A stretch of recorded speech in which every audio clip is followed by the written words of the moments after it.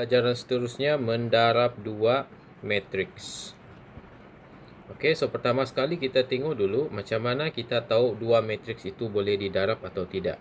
Okey, jadi maksudnya dua matriks tidak semestinya boleh didarab. Dia ada syarat. Okey. So macam mana kita mau menentukan dia boleh didarab atau tidak? Okey, boleh tengok sinilah. Jika matriks M mempunyai peringkat M darab N. Okey, peringkat ini kita sudah belajar sebelum ini. Peringkat itu ditulis dengan cara M itu mewakili baris dan N itu mewakili lajur. Okey. Jadi, sekiranya kita diberi matriks A yang mempunyai peringkat M darab N dan matriks B yang mempunyai peringkat N darab P. Okey, M, N, P itu apa-apa nombor lah. Maka pendaraban AB boleh dilakukan dan peringkat A darab B ialah M darab P. Okey. Untuk lebih faham di sinilah, katalah kita ada satu matriks A mempunyai peringkat M darab N. Okey. Jadi M tu dia punya baris. Okey, ini dia punya baris. Dan N ini dia punya lajur untuk matriks A. Dan kita ada matriks B yang mempunyai peringkat N darab P. N itu adalah dia punya baris dan P itu adalah dia punya lajur. Okey. Jadi di sini sekiranya matriks itu dalam keadaan ini, maka A dan B itu boleh didarab, boleh darab.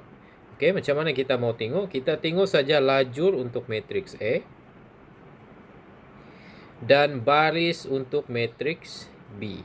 Lajur matriks A darab dan tengok baris matriks B. Adakah dia sama? Jadi di sini dia sama. Lajur matriks A adalah N dan baris matriks B adalah N. Jadi disebabkan dia sama, maka kita boleh darab. Okey. Dan apabila kamu darab, kamu akan dapat jawapan matriks yang mempunyai peringkat M darab P. Ambil baris matriks A, ambil baris lajur matriks B. Maka itulah peringkat matriks yang kamu akan dapat sekiranya kamu darab. Okey. So itu cara menentukanlah sama ada matriks itu boleh didarab atau tidak. Okey, so kita tengok seterusnya contoh. Okey, ini contohlah. Contoh yang mudah saja. Diberi matriks C ini dan matriks D ini. Tentukan sama ada pendaraban C darab D ataupun D darab C boleh dilakukan atau tidak. Jika boleh, nyatakan peringkat hasil darab matriks itu. Okey, so sekarang kita mau tahu dia boleh darab atau tidak, itu saja. Okey, sekarang kita tengok dulu yang pertama, matriks C darab D. Okey, C darab D. Sekarang matriks C darab matriks D. Yang inilah C darab D. Okey, jadi kita mau tahu dia boleh darab atau tidak. Caranya kita tengok dia punya peringkat. Okey, untuk matriks C, apa dia punya peringkat? Okey, ada dua baris, 1, 2. Tetapkan ni.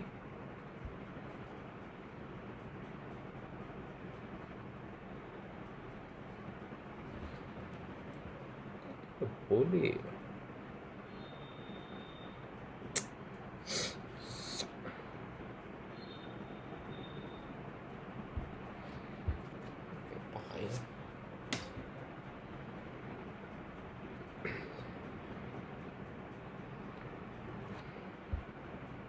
Okey, contoh 15. Diberi matriks C ini dan matriks D adalah ini. Tentukan sama ada pendaraban C darab D atau D darab C boleh dilakukan atau tidak. Jika boleh, nyatakan peringkat hasil darab matriks itu. Jadi sekarang kita mau tahu. Okey. Dua matriks itu boleh didarab atau tidak. So yang pertama adalah matriks C darab D. Okey. So, C matriks C darab matriks D. Macam mana kita mau tahu dia boleh darab atau tidak? Kita kena tengok dia punya peringkat. Okay, matriks C apa dia punya peringkat? barisnya ada 2, 1, 2. So 2 darab, lajurnya ada berapa? Ada 1 lajur. So 2 darab 1. Oke, matriks D pula peringkat dia ada berapa baris? 1, 2. Jadi 2 darab, ada berapa lajur? 1, 2. 2 darab 2. Jadi boleh darab atau tidak? Kita kena tengok lajur untuk matriks C dan baris untuk matriks D sama atau tidak. Jadi di sini 1, sini 2, tidak sama. Jadi matriks D darab matriks C darab matriks D tidak boleh dilakukan. Okey, tidak dapat darab lah. Seterusnya matriks D darab matriks C. Okey. So matriks D tadi peringkatnya adalah 2 darab 2. Matriks C tadi peringkatnya adalah 2 darab 1. Jadi kamu tengok dia punya lajur untuk matriks D dengan baris untuk matriks C. Sama lah. Okay, disebabkan sama, maka boleh darab. Okay.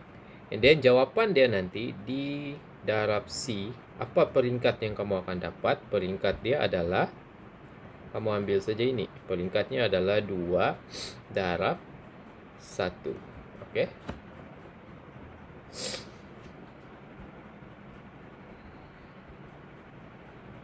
Okey, contoh 16. Yang ini dia minta kamu buat pendaraban lah. Kamu darab.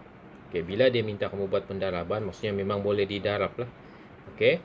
So, dalam buku ni, cara dia agak panjang dan complicated.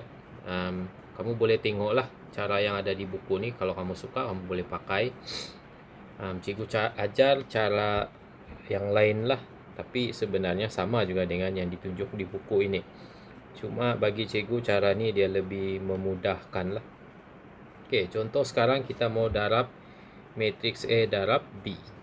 Okey, matriks A, matriks B. Kita mau darab.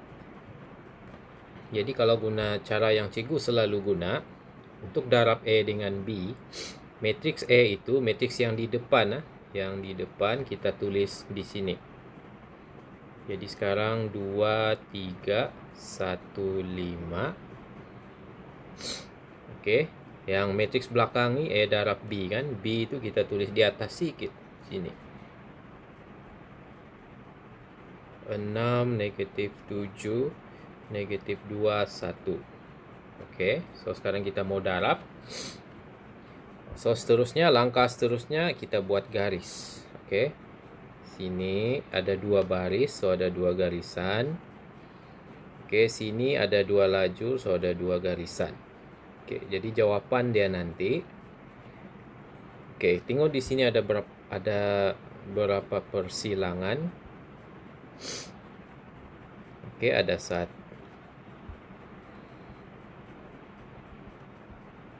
Okey, ada 1, 2, 1, 2, 3 dan 4. Jadi ada 4.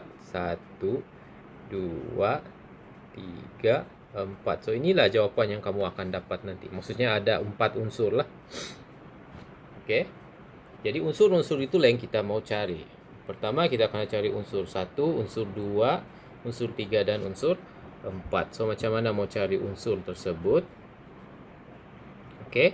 Contoh sekarang cikgu mau cari unsur yang nombor 1. Okey. So unsur nombor 1, so kita tengok garisan yang ini sahaja. Okey, kita mau nombor 1 kan. Jadi kita tengok unsur-unsur yang ada pada garisan hijau ini. 1 kan, inilah.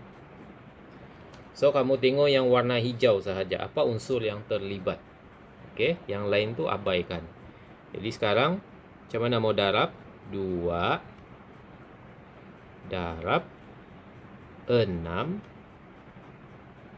Okey, mesti tambah 3 darab negatif 2. Okey. Selesaikanlah. 12 tambah tolak 6. Jadi 12 tolak 6, 6. So di sini adalah 6 lah. Okey. Okey, buat lagi nombor 2. kita guna warna lain ni. Merah. Biru lah. Okey, kalau kita mau kira yang nombor 2, so kita kena contoh sini cikgu garis warna biru Tengok yang warna biru. Okey. Kamu tengok yang warna biru sahaja. Apa unsur yang terlibat? Okey. Okey, yang warna biru Jadi di sini apa yang terlibat adalah unsur 2. Ini nombor 2. So 2 darab negatif 7 tambah 3 darab 1. Okey. Negatif 14 tambah 3. Kamu akan dapat negatif 11. Jadi maksudnya di sini ini adalah negatif 11. Okey. Seterusnya nombor 3. Okey, cikgu padam ni lah. Kita mau cari yang nombor 3. So cikgu guna warna lain. Coklat. Nombor 3 ini. Jadi kamu tengok garisan yang warna coklat sahaja.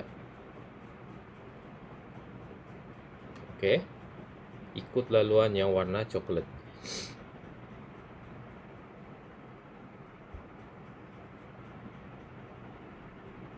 Okey. So untuk kalau kita ikut laluan yang warna coklat, apa yang kita akan dapat? 1 darab 6 tambah 5 darab negatif 2. So kamu akan dapat 6 tambah tolak 10. Okey. So 6 tolak 10 negatif 4. Jadi maksudnya sini ni negatif 4. Okey, so tinggal satu lagi yang nombor 4 lah. Okey, nombor 4. Anda tahu apa warna mau guna lagi, kita guna warna hitam lah. Nombor 4.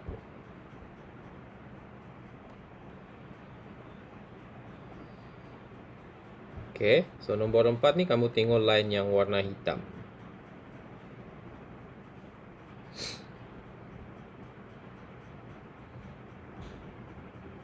Okey, so itulah unsur-unsur yang terlibat, line yang warna hitam. Jadi, apa unsur yang terlibat untuk nomor 4? 1 darab negatif 7 tambah 5 darab 1. Jadi negatif 7 tambah 5, kamu akan dapat negatif 2. Jadi nilai di sini ini adalah negatif 2. So itulah jawapan untuk contoh 16. Okey. Kalau kamu mau ikut cara dalam buku teks pun tidak masalah lah.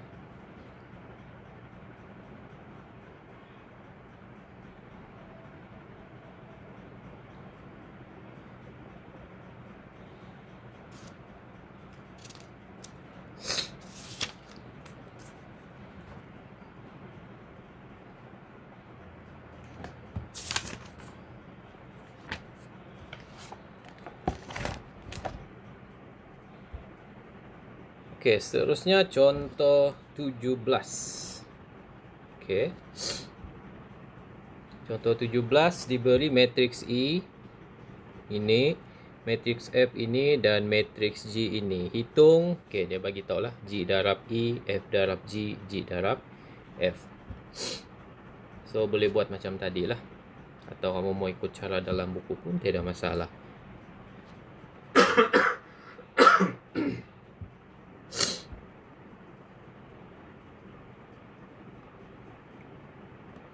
Okey, yang pertama kita buat dulu matriks G darab E. Okey, matriks G darab E. G itu adalah 4, 3. Okey, G itu adalah matriks 4, 3. Dan E itu adalah matriks 5, negatif 1. 5, negatif 1, 0. Negatif 4, 8, 7. Okey. Sebelum kita darab, kita cek dulu lah. Boleh darab atau tidak. Kadang-kadang soalan sengaja juga.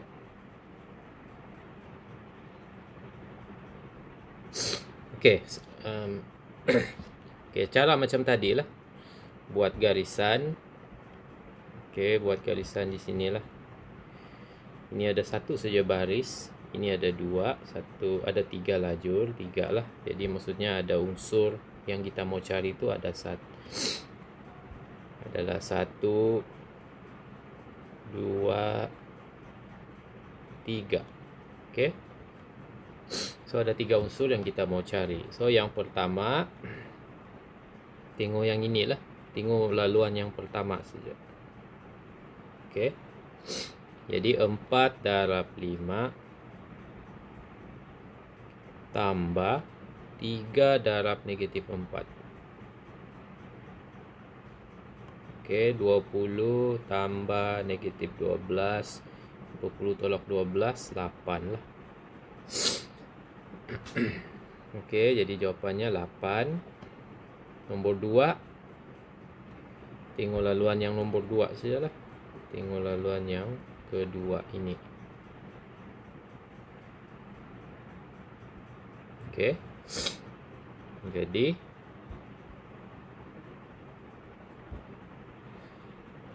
4 darab negatif 1 tambah 3 darab 8. Okey, tekan kalkulator, kamu akan dapat 20. Okey, itu nombor 2. Sekarang nombor 3. Okey, nombor 3 ikut laluan inilah. Nombor 3. Jadi 4 darab 0 tambah 3 darab 7. 0 tambah 21 dapatlah 21. Jadi di sini adalah, sini tadi 20, sini 21. So inilah dia punya jawapan. Okey. Okey, itu soalan A lah. Soalan B, F darab G. So matriks F adalah 2, negatif 2, 7. G adalah 4, 3. 4, 3. So mau darab. Seperti biasa, 2 baris, 2 lajur. So jawapan yang kamu akan dapat nanti ada 4 lah. Jadi tengok dulu. Okey, saya rasa sudah okey sini. Untuk cari nomor 1, negatif 2 darab 4 tambah, tiada tambah lah. Okey, sebab dia hanya ada satu unsur sini ya. Jadi ini saja kamu kira. Tengok ah. Okey, tunjuk dulu sini. Unsur yang terlibat di sini. Okey. Jadi di sini hanya ada satu pasangan lah, maksudnya negatif 2 darab 4. Dia tiada pasangan lain. Jadi negatif 2 darab 4 terus dapat jawapan negatif 8. Okey. Gitu juga seterusnya untuk cari nomor 2, negatif 2 darab 3. Negatif 2 darab 3, negatif 6. Okey, negatif 6. Nomor 3. Okey, nomor 3 ini saja yang terlibat. Ini saja yang terlibat, laluan ini yang kuning. Okey. Jadi 7 darab 4 lah. 28. 28. Dan yang keempat adalah 7 darab 3. Ini 7 darab 3, 21. 21. So itu jawapan yang seterusnya, FG. Okey, yang terakhir adalah G darab F. GF. G darab F. Jadi G itu adalah 4, 3. F itu adalah negatif 2, 7. So macam mana darab? Seperti biasa, satu baris satu lajur saja. Jadi hanya ada satu sih kita perlu cari. 4 darab negatif 2 tambah 3 darab 7. Negatif 8 tambah 21, kamu akan dapat 13. Jadi jawapannya 13 lah. Hanya ada satu unsur.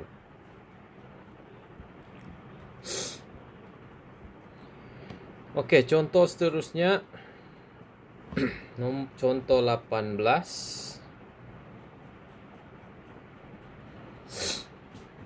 Oke. Sama juga, pendaraban juga lah. Cuma bentuk soalan itu bertanya saja berbeza. Yang ini, yang E hitung L kuasa 2. L kuasa 2 itu maksudnya matriks L darab matriks L.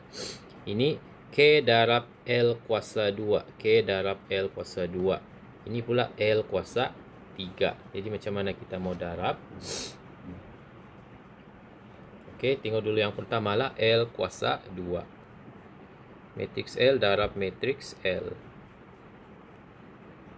Jadi L itu tulis balik lah. Negatif 4201. Negatif 4201. Darab seperti biasa. 2 baris 2 lajur. Jadi 1, 2, 3, 4.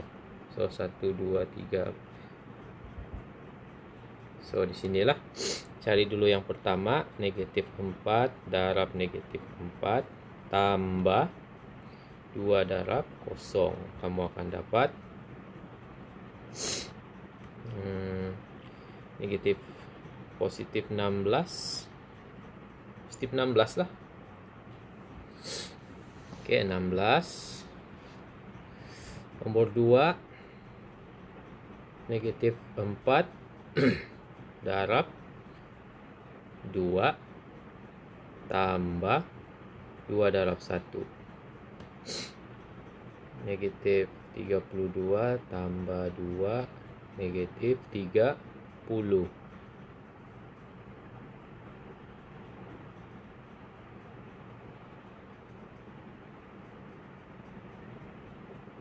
Sorry, salah.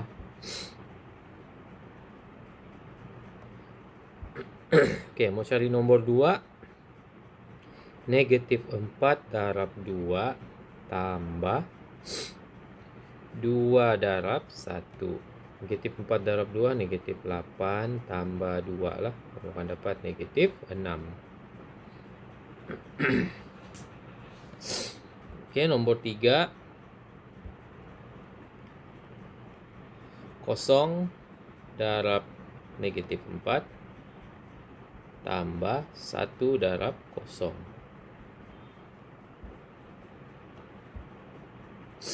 Kamu akan dapat 0 lah. Oke, yang terakhir ini 0 lah. Yang terakhir untuk nomor 4 ini 0 darab 2 tambah 1 darab 1. Kamu akan dapat 1. Jadi 1. So inilah dia punya jawapan. Oke, tengok pula soalan B. Oke, soalan B itu dia minta K darab L kuasa 2.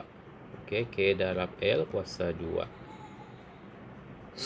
Oke, matriks K tadi kalau ikut soalan matriks K itu di depan kan, jadi 3 negatif 1 4 2 5 negatif 2. Oke, L kuasa 2 tadi kita sudah kira untuk dalam soalan E lah. So kita guna itu sajalah. 16 negatif 6 0 1. Ini tadi kita sudah kira. Ini adalah L kuasa 2. So kita boleh guna teruslah. Seperti biasa. Oke, jadi ada 1, 2, 3, 4, 5, 6. Nomor 1. 3 darab 16 tambah 2 darab 0. Kamu akan dapat 48. Oke, buat satu-satu lah. Nombor 2, 3 darab negatif 6 tambah 2 darab 1. Oke, kamu akan dapat negatif 16. Nomor 3, negatif 1 darab 16 tambah 5 darab 0. Kamu akan dapat negatif 16. Nomor 4, negatif 1 darab negatif 6 tambah 5 darab 1. Kamu akan dapat 11. Nomor 5, 4 darab 16 tambah negatif 2 darab 0. Kamu akan dapat 64. Dan yang terakhir, yang ke-6. Oke, 4 darab negatif 6 tambah negatif 2 darab 1. Kamu akan dapat negatif 26. Jadi tulis baliklah jawapan ini. Boleh tulis di sinilah. Jawapannya adalah 48 negatif 16 48 negatif 16 negatif 16 11 64 negatif 26. Oke, so inilah dia punya jawapan untuk contoh 18B. Oke, 18C yang terakhir, L kuasa 3. Oke, macam mana mau kira L kuasa 3? Oke, jadi L kuasa 2 tadi kita sudah dapat. L kuasa 2 kita sudah ada nilai tadi kan. 16 negatif 6 01. Darab saja lagi dengan L. Sebab ini L kuasa 2. Ini pula L. Jadi L kuasa 2 darab L dapatlah L kuasa 3. Jadi yang ini tulis baliklah negatif 4201. Oke, 1, 2, 3, 4. Oke, nombor 1, 16 darab negatif 4 tambah negatif 6 darab 0 lah. Jadi kamu akan dapat negatif 64. Nomor 2, 16 darab 2 tambah negatif 6 darab 1. Kamu akan dapat 26. Nomor 3, 0 darab negatif 4, 0 lah. Tambah 1 darab 0, 0, jawapannya 0. Nomor 4, 0 darab 2, 0. 1 darab 1, 1. So, jawapannya 1. Jadi, jawapan akhir negatif 64, 26, 00. Oke, itu contoh 18C. Oke, sekarang kita pergi contoh yang terakhir. Ada dua lagi. Contoh 19. Oke, ini soalan kebat lah. Dalam bentuk kebat. Soalan berbentuk kebat. Contoh 19 dan 20 ini soalan berbentuk kebat. Oke. Macam mana mau buat? So, dia sudah bagi di sini. Matriks ini darab matriks ini dapat jawapan ini. So, dia suruh hitung nilai X dan nilai Y. Oke. Jadi, seperti biasalah. Kita darab saja matriks yang diberi. Iaitu 6X dan negatif 5. Darab dengan matriks 2, 3, 1, 4. Oke. Macam mana mau darab? Beginilah. Dan mesti akan dapat jawapan 7, 1, negatif Y. Jadi darab ikut seperti biasalah. Yang ini untuk cari nomor 1 dan ini nomor 2. So, untuk cari nomor 1, 6X darab 2 tambah negatif 5 darab 1. Kamu akan dapat 12x tolak 5. Okey. Okey, kita boleh guna ini untuk mencari jawapan x lah. 12x tolak 5 mesti dapat apa? 7 kan? Okey. Ini adalah unsur nombor 1. Ini adalah unsur nombor 1 dan ini adalah unsur nombor 2. Ini bergabung 1 tolak y.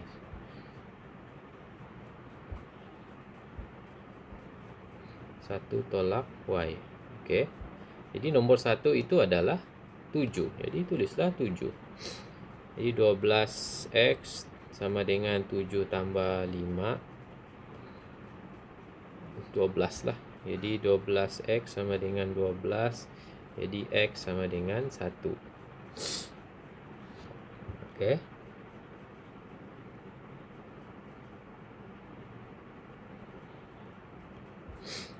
Untuk mencari y pula kita guna yang nombor 2 lah. Kita guna yang nombor 2.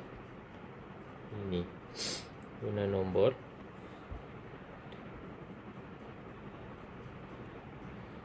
nomor 2 ini.